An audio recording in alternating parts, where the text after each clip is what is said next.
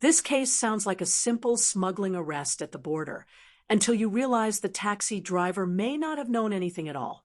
In April, ICA officers at Woodlands Checkpoint stopped a taxi driven by a 70-year-old Malaysian man carrying 2 passengers into Singapore. Inside one passenger's backpack, officers found more than 40 vaporizers-related components and 26 packets of duty-unpaid cigarettes. The passenger was a 28-year-old Singaporean man. He was referred to Singapore Customs. But here's what changed the conversation around this case. Investigations later found that the elderly taxi driver had no involvement in the smuggling attempt. ICA eventually released him. And now, many Malaysian taxi drivers are raising concerns over something bigger. They fear passengers may be using them as unwitting transporters for illegal goods crossing into Singapore.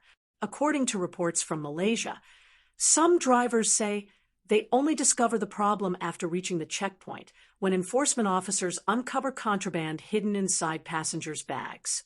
That creates a difficult situation.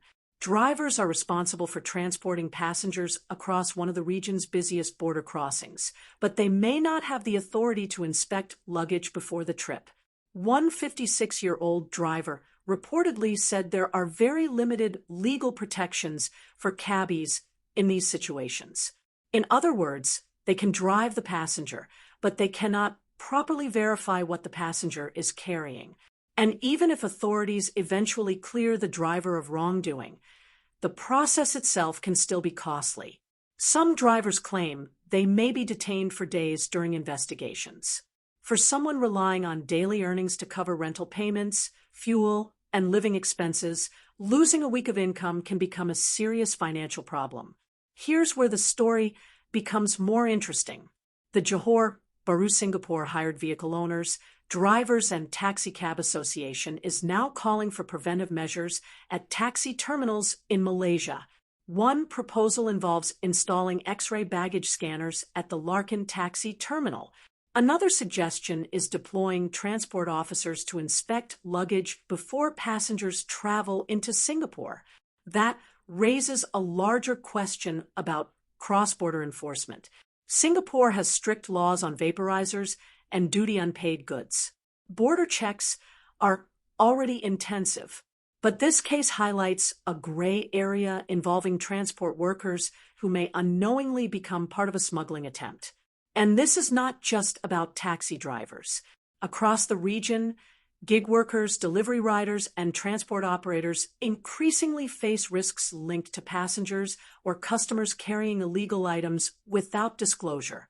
The issue may not simply be smuggling itself, but how responsibility is handled when someone becomes involved without intent. At the same time, enforcement agencies still need to remain strict. If authorities become too relaxed, organized smuggling networks could exploit loopholes by constantly using uninformed drivers as cover. So the balance becomes extremely delicate. Protect innocent drivers while ensuring border security remains strong. And in Singapore's context, where checkpoints process massive daily traffic between Johor Bahru and Singapore, even a small loophole can quickly become a larger security concern.